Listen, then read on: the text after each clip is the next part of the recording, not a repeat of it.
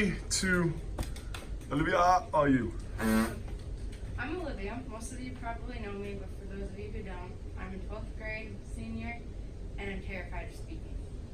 Okay, so I'm going to talk to you guys about a few things that have changed my life in both the positive and the negative, and then I'm going to talk to you about what my future goals are. So in the past, last year, I went to Costa Rica with about 32 students from Shepherd. We went on the Spanish trip, and it was one of the best things I've ever done in my life. If you guys are thinking about going to Costa Rica and have the chance to, I would definitely jump and take this chance because it will for sure change your life. We had a lot of trips to go on, and one downside to Costa Rica was the bus rides were really long. As you can see in this picture, Max and Tommy fell asleep many times on the bus. And one of the coolest things that I personally liked about Costa Rica was going to the school. We went to a school of less fortunate children who had either special needs or were in poverty and couldn't get a good education. And the school is ran by moms, only moms. There's not like a real teacher there. And they have ages from newborns to like 5th grade there. And there was this little girl who came up to me. Her name was Hillary. And she talked to me and she just grabbed my hand. And I couldn't really understand her because she spoke a lot more Spanish than I did. And we just went around and we played beanbags, and they had soccer, and we brought spike ball to them. And so they got introduced to a new game, spike ball, and they all loved it. It was so cool to watch. And her mom actually found me on Facebook, and she still messages me today about Hillary and how she's doing. And she does have other siblings who were there. One of her brothers has special needs that was there, and it was really cool to interact with them and to learn about new culture and how their schooling is different, completely different. If they walked into our school, they would get lost. Their school was mostly outside.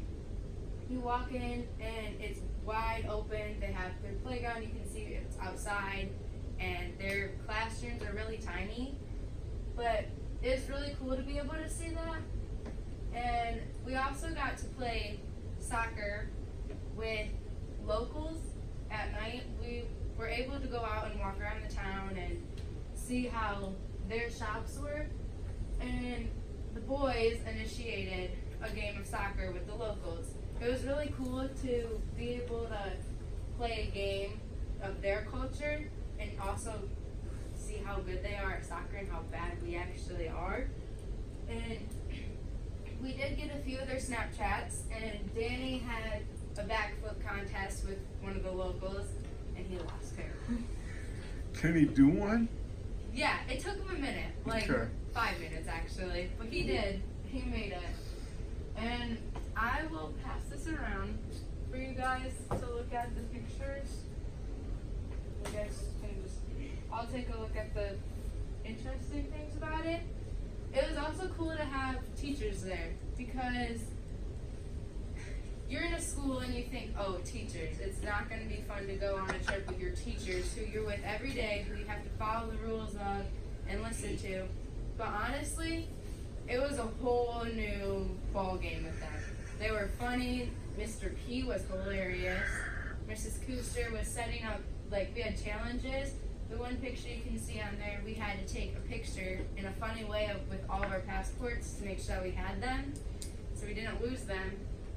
And I think the boys won, but it was just a really cool, out-of-the-box way to experience a new culture, and you'll never be able to experience with 32 of your friends in such a diverse way. So I really like that. Another thing that has changed my life for, I wouldn't say the better at all. It's actually, okay, I'll just hold it, really hard. My grandma Jewel was the the best person that I had in my life.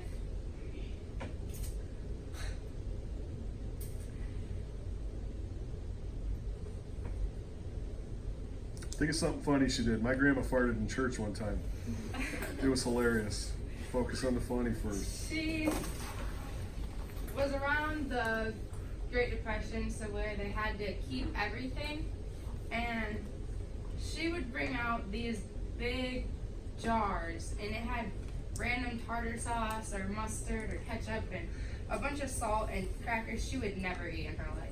But she kept it because when she was a child, they had to keep everything. They didn't waste anything. And she stuck to that her whole life. I remember it was close to the end, and I was worrying a lot. I went to the hospital a lot to see her, and then I had a softball tournament on Saturday. It was a Blue Jay quad. It was at Shepherd. And I get a text from my mom that said, "I think you should come up here." I got there, and she was coherent. She could talk a few words, not much. And I laid in bed with her, and I talked to her the best I could. And the last words she said to me was that her bed was not comfortable that she was in. And those were the last words that she ever spoke her whole life, was to me.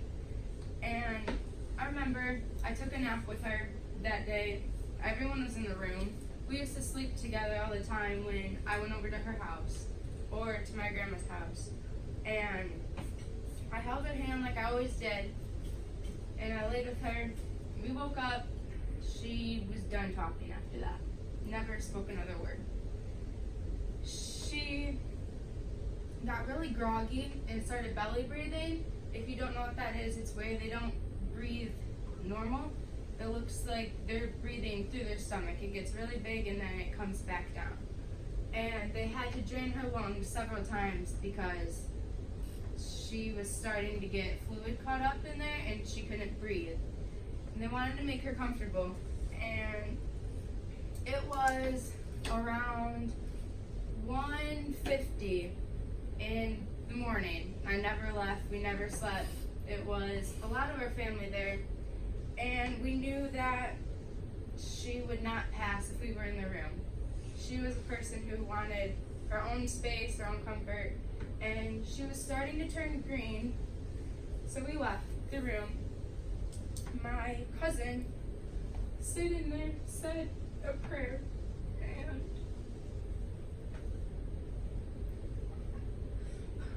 at 2:48 on Sunday, April 5th, she passed away.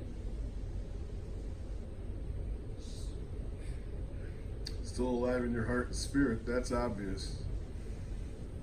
I have this blanket right here, and it says Nancy Jewel on it. I sleep with it every night. She's amazing. I'm so thankful that I got to spend the life that I did with her.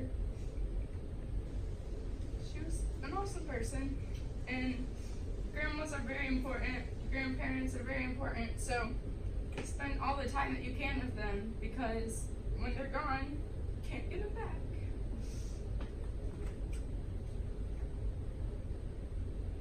Okay.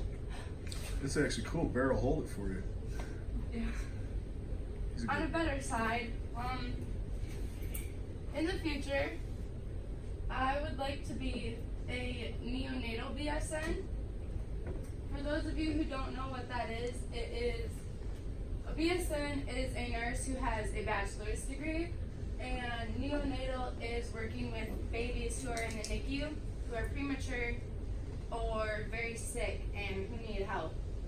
And why I wanted to be a neonatal BSN is because you always see on TV these babies that are born addicted to drugs, or babies who are really sick. And my twin cousins had to stay in the hospital for about 2 months in the NICU. They were very premature, sick, and these nurses gave them everything that they needed, all their medications, and their 5 years old today and running around like nothing ever happened to them. And to be able to help children and babies who are sick and to be able to give their family their little baby that they've been waiting for 9 months for or longer is just going to be the most rewarding thing in the world, I think. And there's this quote, I have 2 quotes on here. One says, "The best part is watching the baby go home" by McArdle. And I truly think that that is the best thing, because you're sitting there hoping that this child is going to be able to survive the night, to survive the next week, and to be able to watch their parents suffer and bawl their eyes out wondering if they're going to be able to take their kid home. To see them go home and live a happy life, I feel is one of the best things that is ever going to happen, and it's definitely going to change my life. And how I'm going to get to be a neonatal BSN, currently I am in the 30 credit transfer agreement, taking dual enrollment classes, and I'm also in the 5th year program. So I am currently getting my prereqs out of the way, so when I do go into the 5th year program next year, I will be able to jump right into the nursing program. And then I'm going to be in the nursing program until I get my RN through mid, and mid does not have a bachelor's program, so I'm going to transfer somewhere, I do not know where yet, and then I'll get my bachelor's degree and go to a hospital and work in the NICU with babies. That's my life in a nutshell. Thank you for listening. I'm Olivia Foreman. Cool.